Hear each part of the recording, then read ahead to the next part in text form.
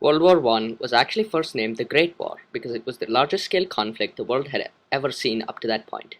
People thought that World War I was the ultimate smash-up, so they named it Great. None of them would realize how wrong they were, and that a much more deadlier conflict was about to begin. There were a few different causes of World War II, most of which involved Germany. The First World War had left Germany in shambles. They had so many problems, which included war debt, a divided nation, and a failing economy. On October 24, 1929, the American stock market crashed. This was known as the worldwide Great Depression. The depression hit Germany hard.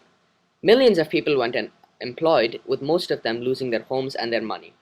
All seemed lost, but in 1932, one political party emerged victorious from the federal elections: the National Socialist German Workers' Party, most commonly known as the Nazi Party. The leader of this party was named Adolf Hitler. At the time, he wasn't a crazy dictator. In fact, he was quite the opposite. Hitler was something of a hero to his country because he started to revive their economy. He started work on the Autobahn, a large highway running through Germany. Millions of people were hired for this project, and thus more jobs were created. In addition to the highway, a new type of vehicle, a Volkswagen, was invented. Also, the Nazis implemented many laws condemning animal cruelty. Lastly, Hitler and his Nazis rebuilt their army, which had been greatly impacted in the previous war. This was a direct violation of the arms agreement within the Treaty of Versailles, but Britain and France were too afraid to remind Germany. However, Hitler's ideology was controversial. He followed a specific type of fascism, an idea that came from Italy and greatly emphasized by dictator Benito Mussolini. It encompassed racism, anti-Semitism, and militarism. He believed that he had the right to invade other countries and take what he needed. In fact, he managed to annex Austria and Czechoslovakia without a fight.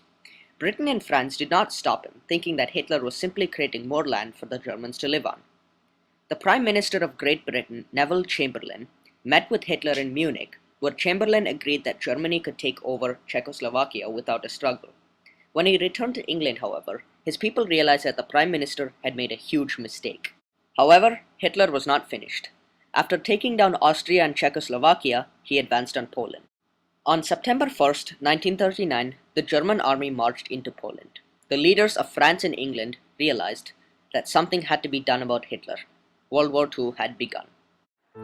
If you enjoyed this video, please leave a like. I would really appreciate it. If you have any feedback for me or suggestions for the next video, leave them in the comment section below. And lastly, you can always subscribe. Thanks for watching.